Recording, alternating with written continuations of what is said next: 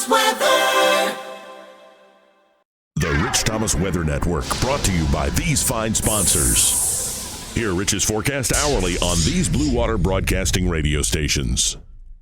Hey, good morning, everybody. On this Wednesday morning, it is the 19th day of June. It is the last full day of spring. Summer officially begins tomorrow at 3:51 a.m., although the first day of summer in this part of the world is not a big deal because, of course, we've been deep into the summertime pattern for several weeks now.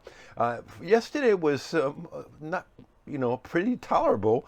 Dew points were in the mid-60s. That's bad enough, but there was that nice breeze that got up to about 27 miles per hour at one point out at Danley Field, and I think that'll be the case today. So the saving grace will be the breeze and the fact that dew points will be just generally in the 60s, so that helps. That helps the humidity level with temperatures that are going to be very warm, of course, over the next several days.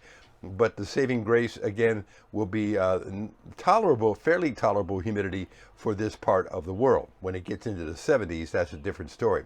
Also, radar was quiet yesterday, as we expected, and I think radar will be quiet today, tomorrow, Thursday, and also on Friday, before tropical moisture comes in from the southeast into our area with a weakening tropical wave that'll bring in at least a few spotty scattered showers and thunderstorms as we get into Saturday and Sunday, and maybe a little bit more numerous by the time we get into Monday. On Monday, I have the rain chances elevated a little bit to about 50%.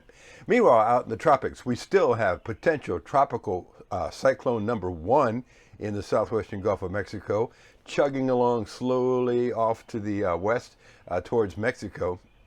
It doesn't have the name Alberto yet, but it is expected to eventually have the name Alberto, and that has not happened yet. Air Force reconnaissance will go out to check that system again later on today.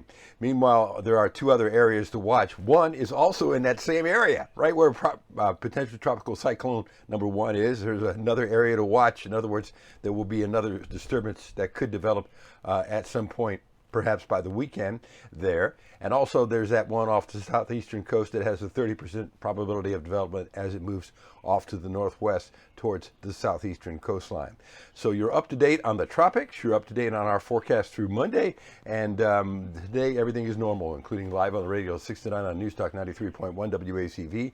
There will be another update for you in the 4 o'clock hour tomorrow morning, including the forecast discussion, which is what this video is, and the blog with all the great graphics that you'll see below.